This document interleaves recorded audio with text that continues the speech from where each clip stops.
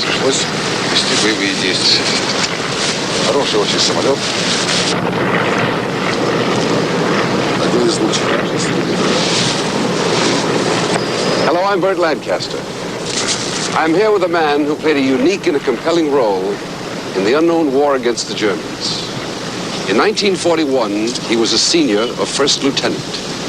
Today, he is Marshal of Aviation, Bukrishna.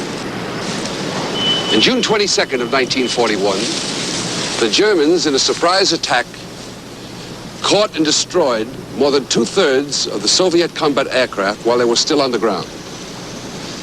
Hitler and his generals felt that this devastating blow would end the war in Russia very shortly, but they were wrong. For the Soviets fought back. They developed new tactics. Slowly, gradually, the balance shifted. Marshal Bukrishkin himself shot down 60 Nazi aircraft in World War II. Now, the highest Russian military award is the Golden Star of the Hero of the Soviet Union. It was awarded to the Marshal 3 times. And tell me, Marshal, you flew an incredible amount of missions, and yet you managed to survive.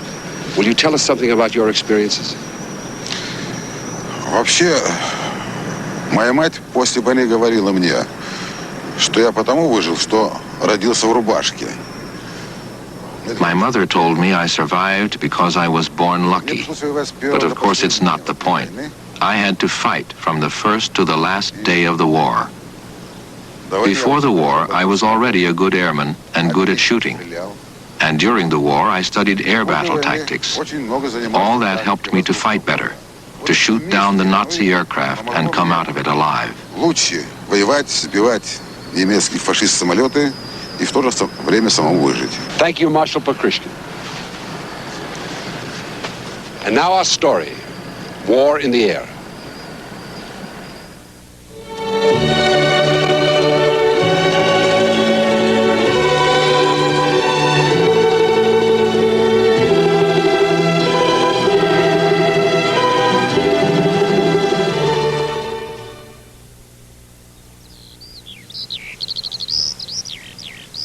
The summer sky of June 22nd, 1941, over Russia. A brand new battlefield, the dawn of Operation Barbarossa. Its object, the destruction of the Soviet Union.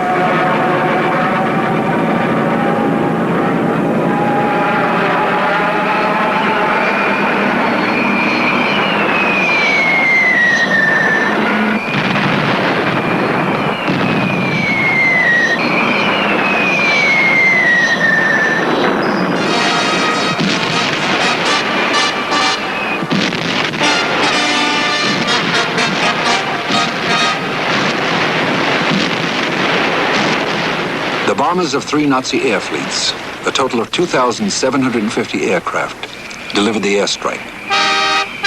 Their mission was to destroy the Red Air Force on the ground and lay a carpet of steel ahead of the German panzers as they rolled over the border. These same bombers had already laid waste to the cities of Europe: Madrid, Guernica, Barcelona, Rotterdam, London, Liverpool, Coventry.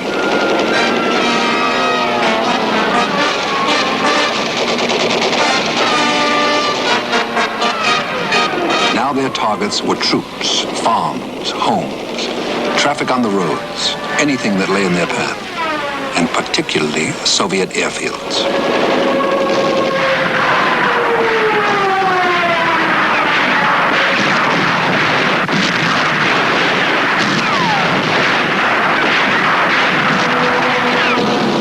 Before noon on this first day of the air war, the Nazis destroyed 800 Russian planes on the ground, 400 more in the air.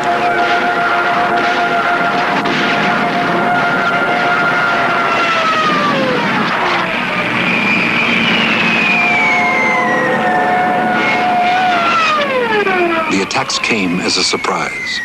Along the entire front of 1,800 miles, the columns of smoke began to rise.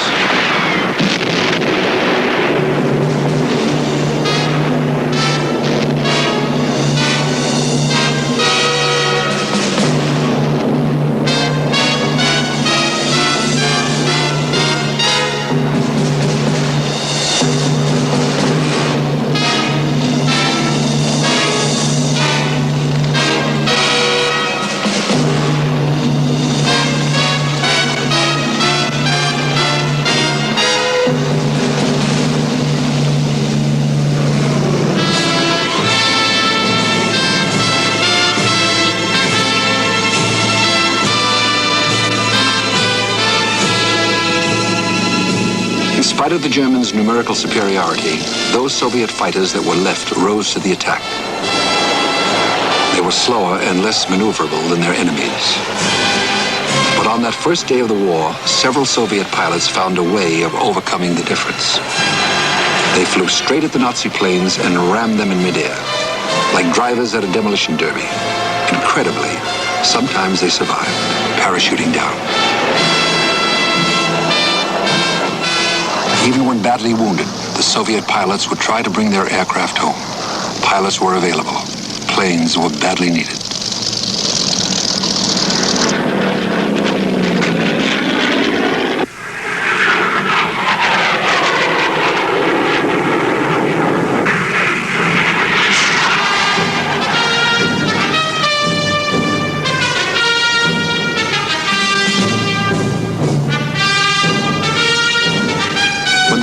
Destroyed over 1,000 Soviet planes on the first day of the war, the newspapers in Germany announced triumph.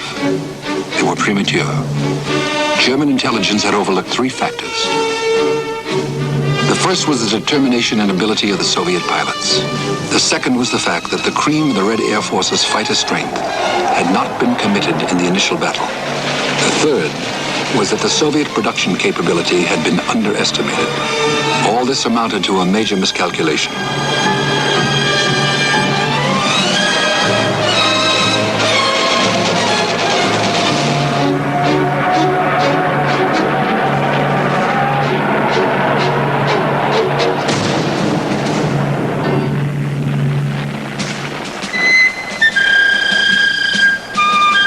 The first Nazis taken prisoner were Luftwaffe pilots.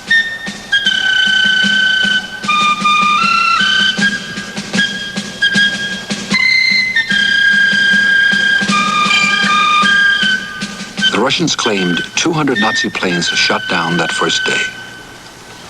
But the air was still full of Germans. Moscow lay ahead. Moscow, the heart of the Soviet Union, the symbol of Russia.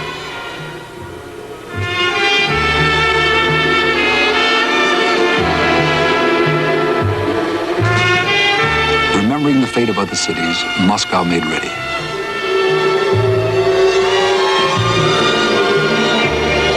In less than 3 weeks, the German army had covered 2/3 of the distance of the capital. The pattern was familiar. First the blitzkrieg, then the massacre of cities from the air.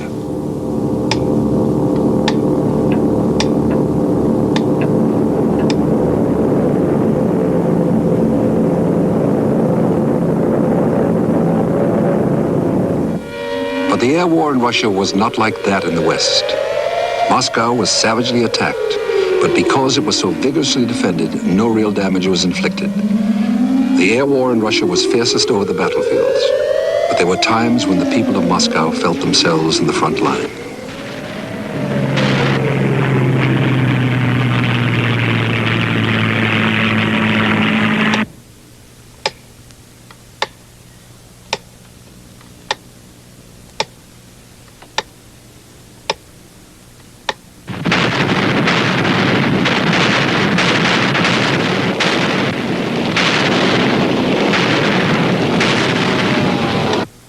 Like the citizens of London, the Muscovites adapted themselves to life underground.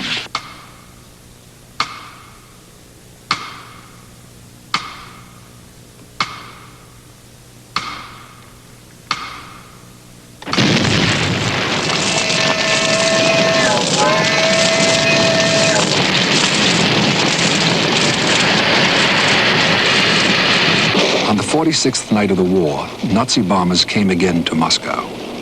The night fighters met them.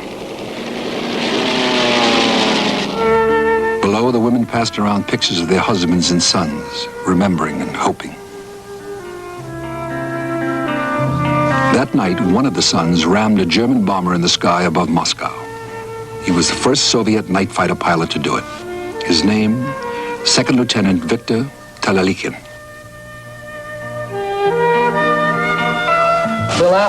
He lived to tell his story. A machine gun burst hit me in the arm. I decided to sacrifice myself, but to down the German first. So I gunned my engine and crashed my plane at full speed into his tail. И своим самолетом врезаюсь в хвост противника. Прихожу я в убежище, и, значит, села в фойе и слушаю. I was in the air raid shelter listening to the radio. I heard Comrade Talalichin rammed an enemy plane. I was frightened. I said it was my son Vic. I was afraid he'd been killed. Просто вся разволновалась. И говорю, ведь это мой сын, Витя. Неужели он убит? Я так испугалась и заплакала. Начали меня тут, конечно, успокаивать. Приносят валерьянки, все ухаживают за мной, успокаивают женщины. Everybody tried to comfort me. And then after a while, Victor came home. He said, you see, I came back alive. И пришел и говорит, вот, и я сам явился на лицо, сынок мой, милый.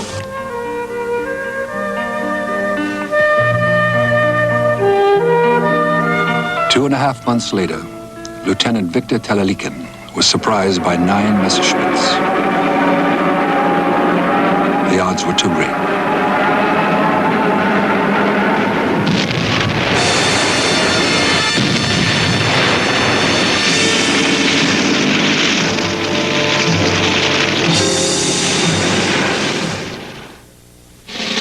The Unknown War will be back after this.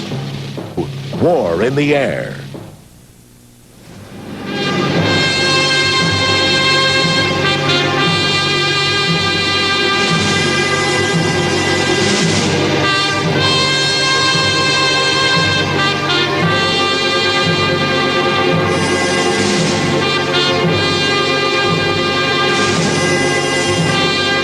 Those who died were mourned like brothers.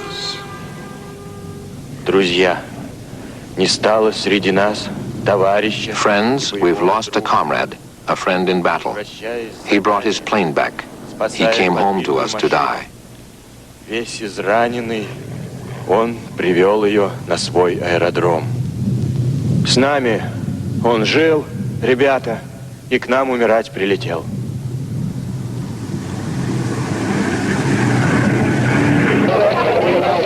Sons, husbands, boyfriends went to the front.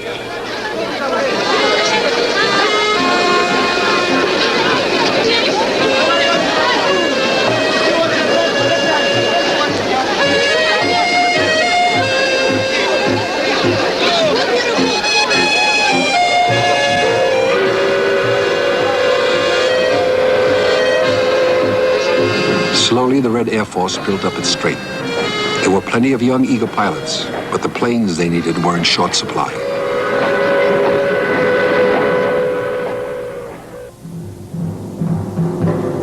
The night of August 8th, 1941, an advanced air base on Savrima Island in the Baltic Sea.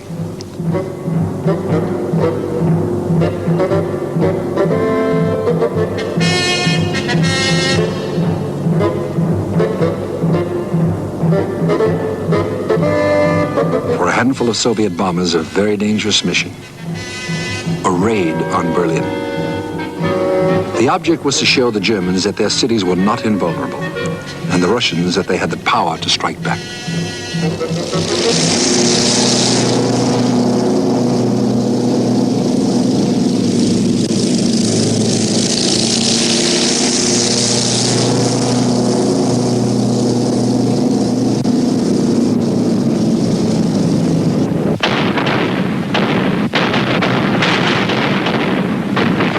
Was heavy, even at the front line.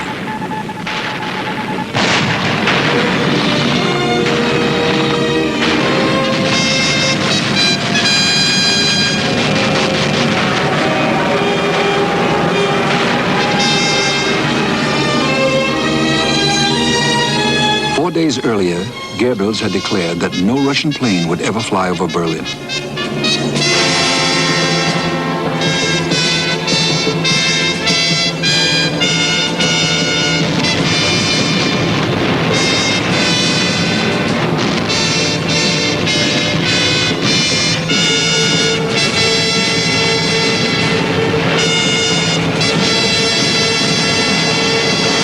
rebels attributed the raid to 150 British bombers, but the rubble was Russian work.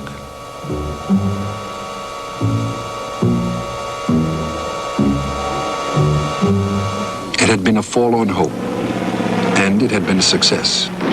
It was the first time Berlin heard the roar of Soviet aircraft. It would not be the last.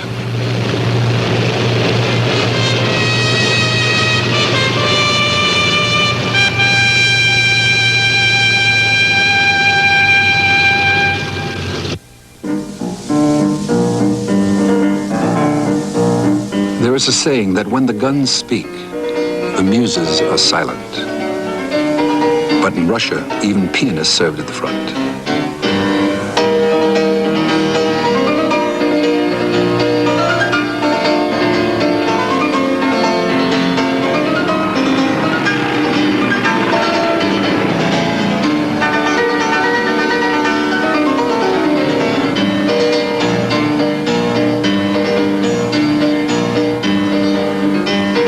The Red Air Force required an oath of its pilots.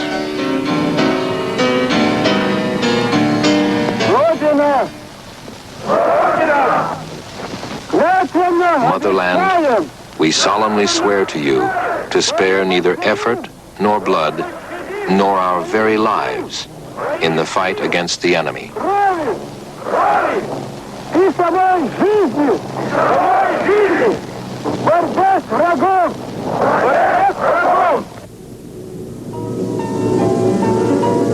By October 5th, 1941, the official figures of Soviet losses total 5,136 planes. The total for the end of that first year was estimated by foreign observers at 8,000. That left about 2,000 planes operational, many of them inferior in performance.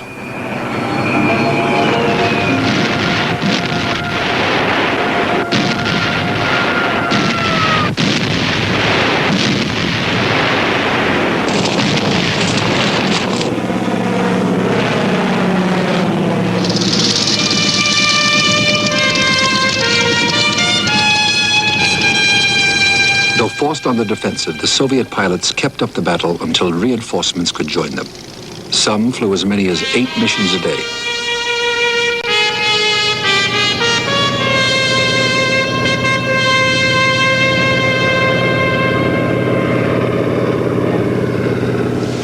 Far to the rear, the Red Air Force was training new pilots and ground crews. 40,000 in the first 18 months of the war. And behind them, the factories were turning out the planes they would fly, new models in greater and greater numbers. In 6 months, Soviet production of 3 superior fighters quintupled. Far from being annihilated, the Red Air Force was steadily growing into a giant.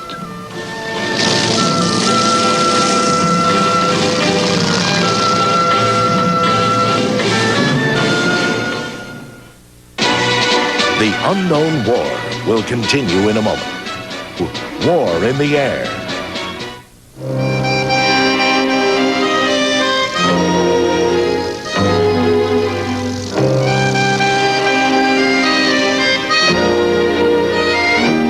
Many women volunteered for the Air Force, in spite of the difficulties of qualifying.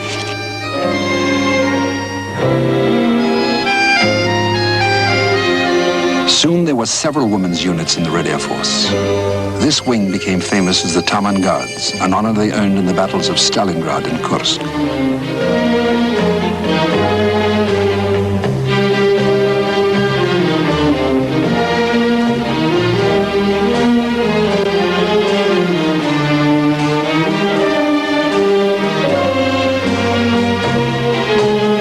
They flew a remarkable plane, the Polikarpov PO-2.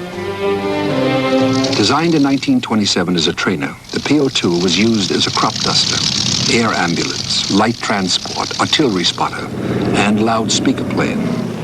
The women's squadrons flew the PO-2 as a night bomber. It had an airspeed of 98 miles an hour.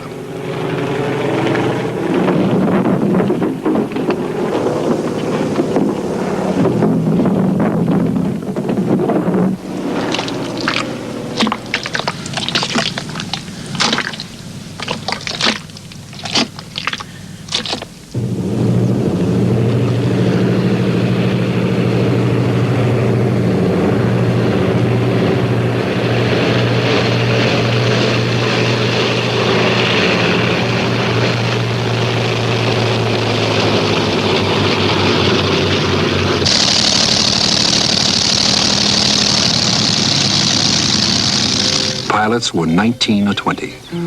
Most of them college students who had joined the Air Force straight from the classroom.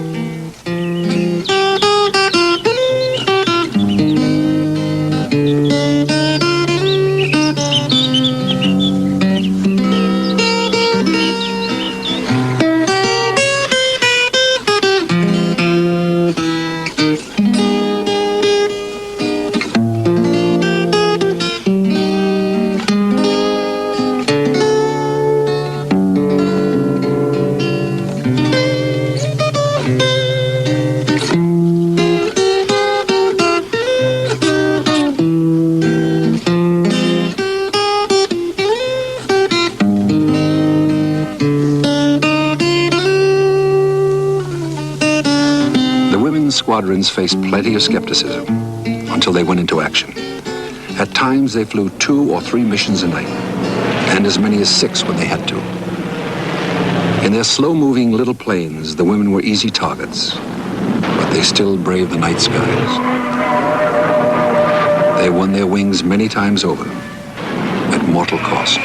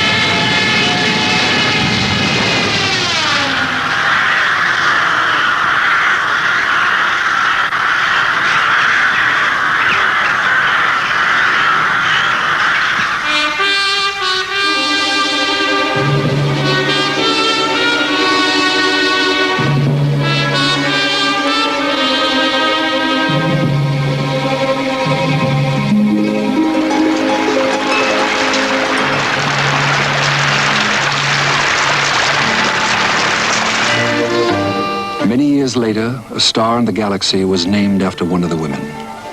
So their memory lives on in the skies they mastered.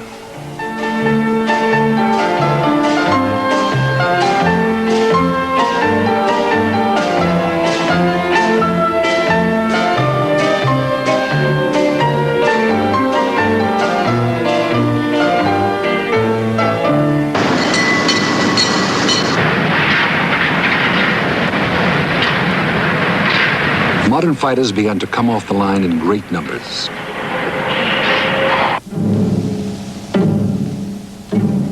The Soviet designers were among the best in the world. Yakovlov, Lavochkin, and Ilyushin. The Red Air Force got new fighters, ground-attack aircraft, bombers that were superior in performance to the Messerschmitts, the Focke-Wulfs, and the Dorniers the Nazis flew. Among them was the Ilyushin Sturmovik, the flying tank. Its entire forward fuselage was an armored box, and the effect of its cannon was devastating. The workers often slept beside the machines they were building. In the first 18 months of the war, they turned out 13,000 more planes than the Germans.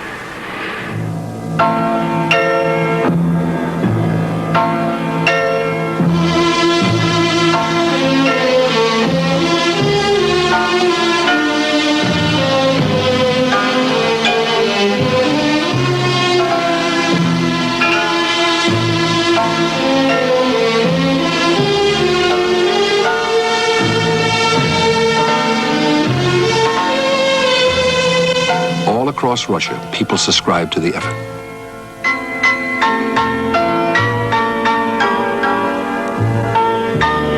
The fuselages of the planes carried the names of their donors. Some individuals, many organizations, boys in trade schools,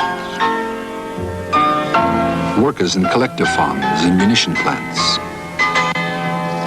Even the Mali Theater Group, Russia's leading company.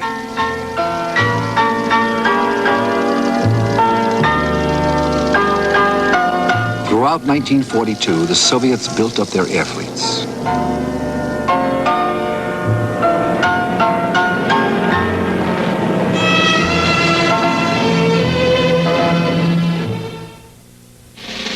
The Unknown War will be back after this. War in the Air. The Red Air Force Command, led by Marshal Alexander Novikov, concentrated on support for the Soviet ground forces, not on saturation bombing of German cities.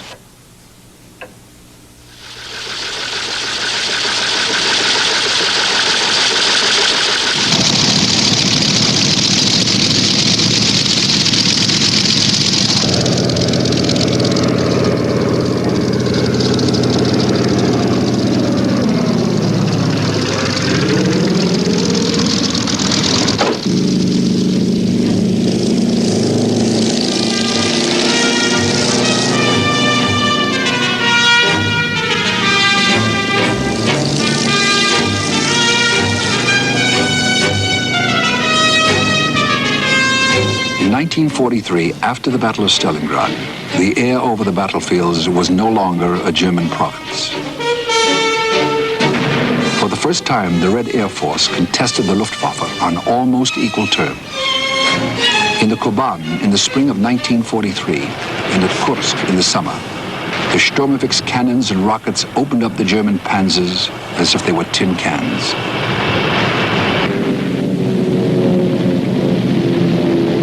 The air war in the East was different in another way, a tragic way. Unlike American and British pilots, the Russian bomber crews were flying over their own land. The Russian bombardiers pinpointed their own cities, roads, farms, homesteads.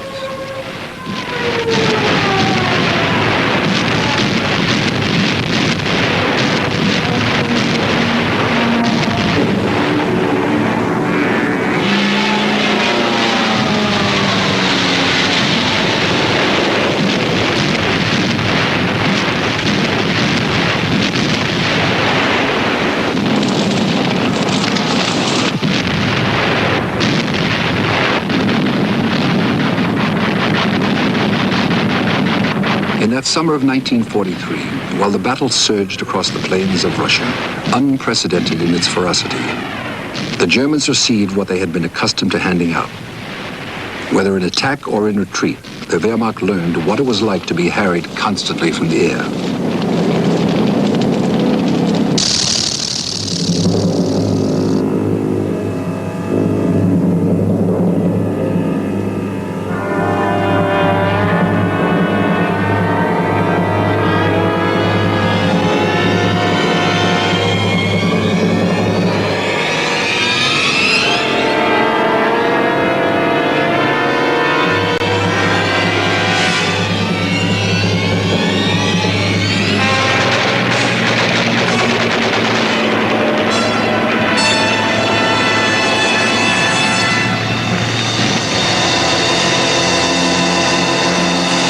The Luftwaffe encountered one of its own tactics, the fighter swarm.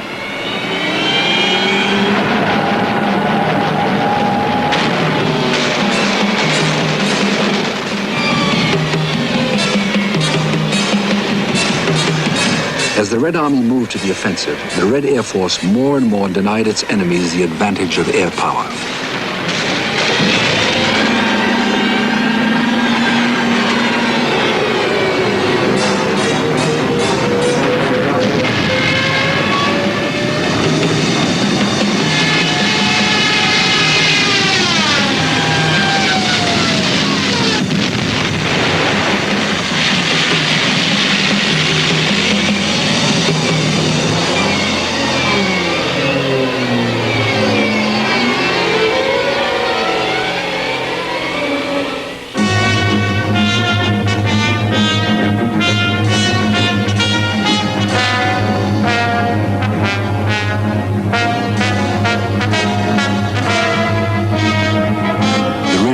Began to produce its own heroes. A victory is celebrated. First mission, first kill. A moment of glory for a 19-year-old.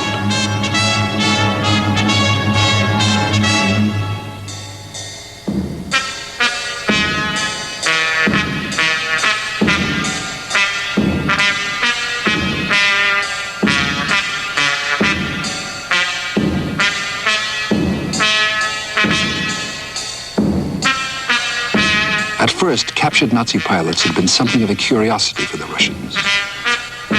Later, they became a familiar sight.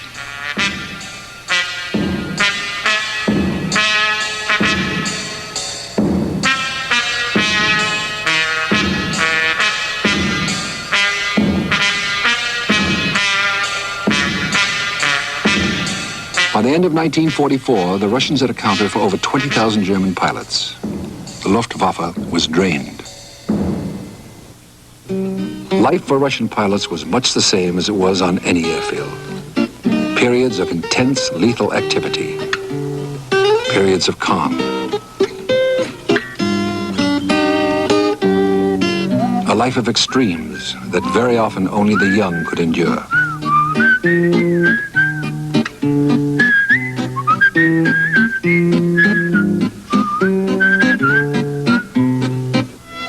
Nearly 200,000 pilots were given awards for valor.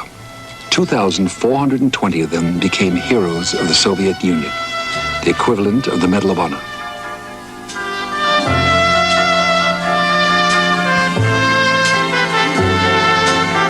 Soviet President Mikhail Kalinin presented some of the medals in the Kremlin.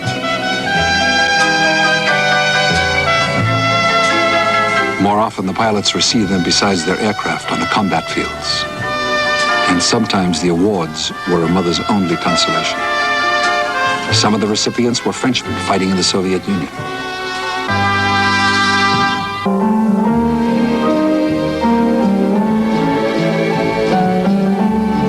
Early in the war, a French squadron was formed on Russian soil to fight alongside the Red Air Force. After the fall of France, they had been men without a country. The Russians gave them planes and a cause. They called themselves the Normandy Squadron.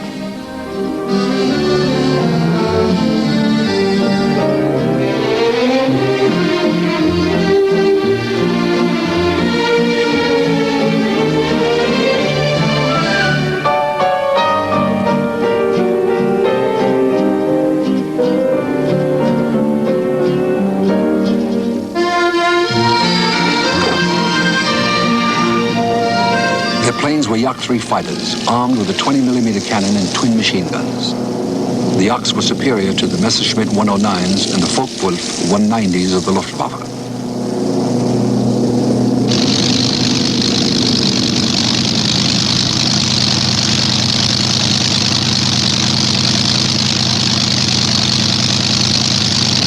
The planes of the Normandy Squadron were maintained by Soviet ground crews. The relationship between the French pilots and their Russian mechanics became very close.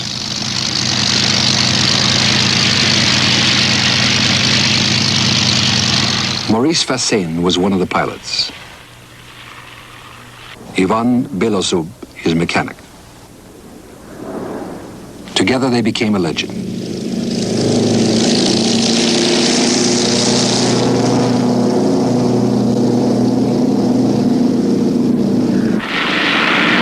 Belozub and Fassain flew together only once. When Normandy Squadron was transferred to a new airfield, Fassain took Belozub with him for the ride. On the way, they were attacked by Nazi fighters.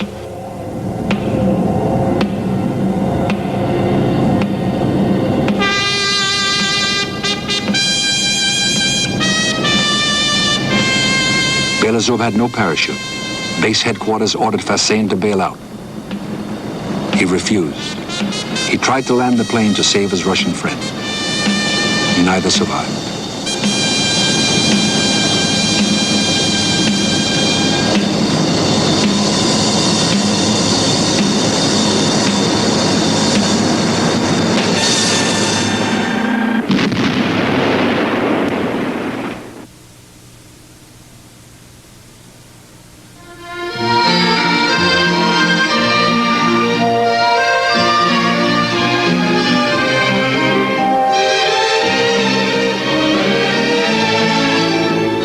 As the war went on, more French squadrons were formed, becoming an air regiment with the title of Normandy Neyman.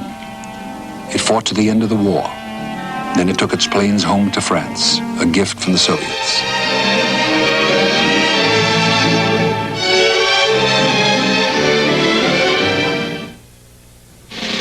The Unknown War will be back after this.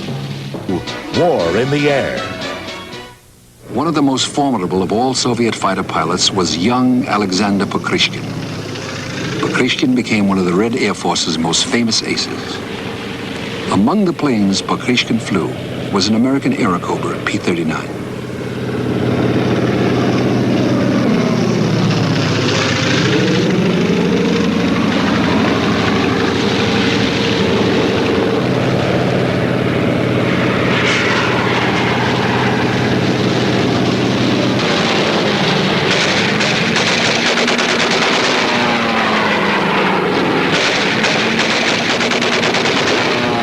This was Pokrishkin's 50th kill.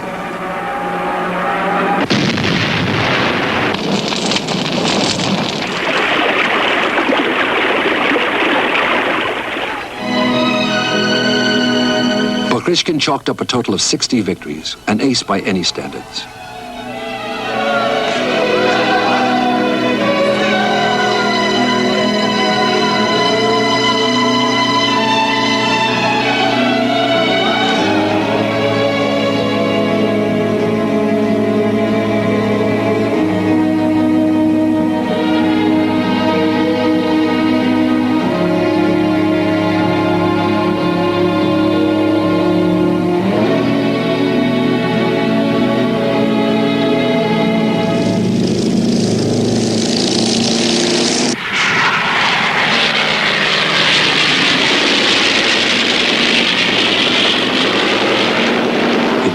As a lieutenant, he ended it as a regimental commander, highly successful and very popular.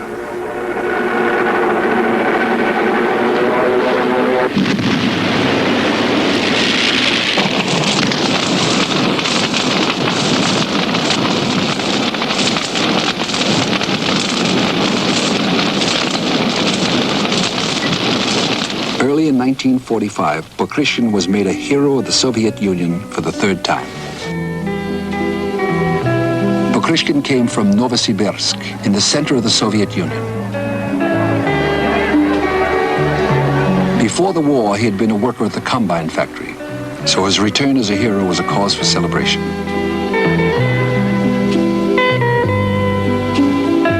His home was still in Novosibirsk, where his mother and wife lived.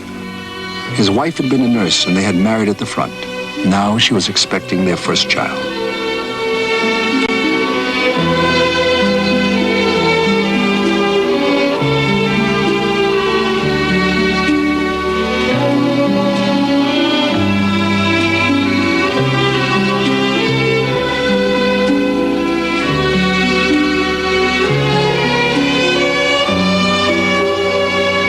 Short furlough. Like all furloughs, far too short. And like all furloughs, perhaps the last.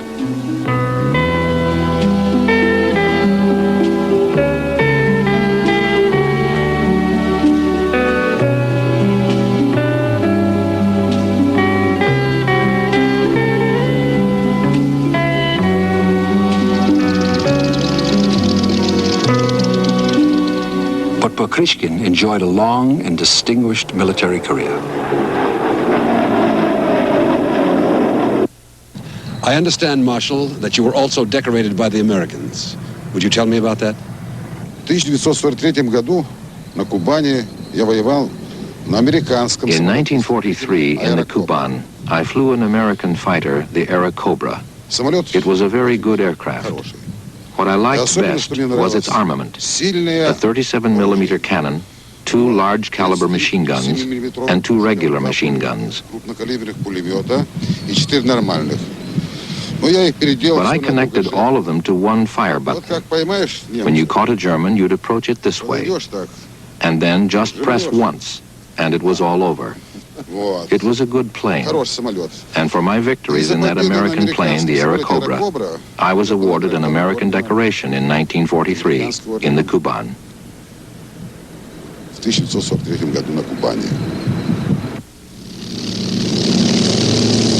During the war, the Allies supplied over 14,000 aircraft to the Red Air Force, including Mustangs and Mitchell medium bombers.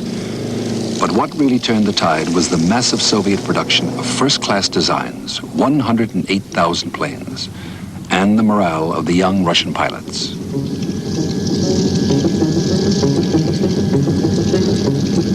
The Red Air Force produced some great commanders.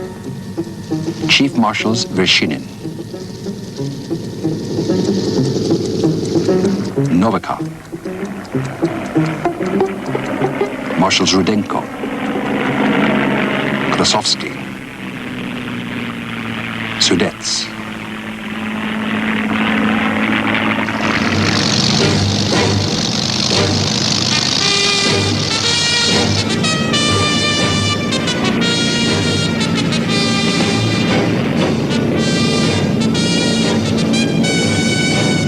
During the Battle of Moscow, the Russians had been able to put only 1,200 planes in the air.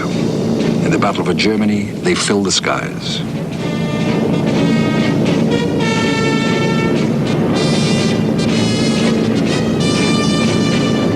At the war's end, the Soviets claimed a total of 77,000 Nazi planes destroyed.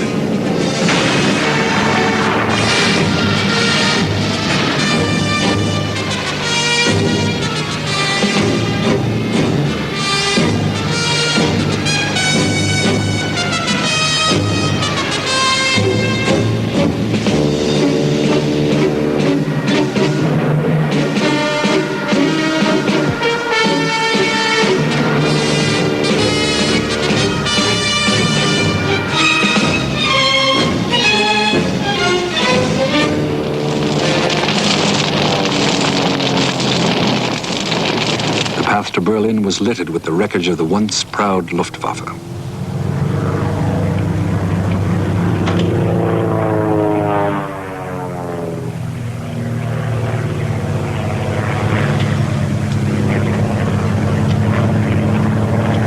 Its airfields became Russian playgrounds.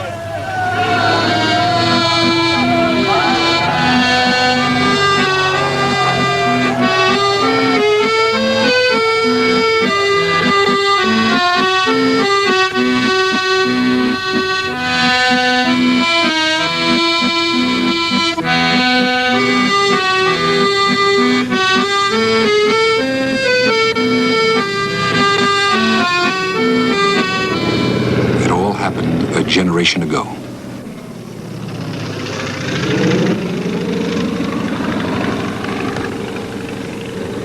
День Победы, как он был от нас далек, как в костре потухшем таял уголек. But for these veterans of the Red Air Force, it was only yesterday. Этот день мы приближали, как могли. Этот день Победы, порохом пропах. Это праздник с сединою на висках. Это радость со слезами на глазах. День Победы, День Победы, День Победы. Only yesterday, when the day began, you could not know if you would still be alive when it ended. Only yesterday that they fought in the Unknown War, so they could begin life again. Здравствуй, мама, возвратились мы не все, босиком мы пробежаться по росе. Пол Европы прошагали, пол земли, этот день мы приближали, как могли. Этот день Победы, порохом пропах. Это праздник с сединою на висках. Это радость со слезами на глазах. День Победы, День Победы, День Победы.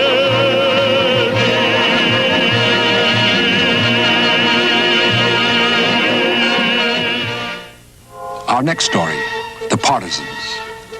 Hundreds of thousands of Russian civilians left their burning farms and devastated cities to fight the Nazis as guerrilla groups. They ambushed Nazi units, destroyed communications, carried out all kinds of sabotage. They were the anonymous fighters of the Unknown War.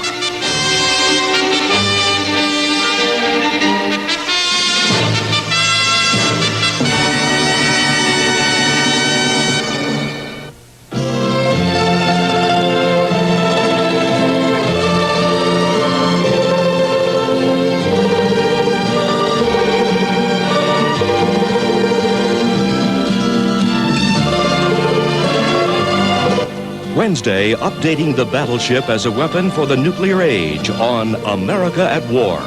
Thursday, D-Day marks the Battle of the Beachhead's first assault on Crusade in Europe. Now stay tuned for Voyage of the Great Southern Ark, next on A&E.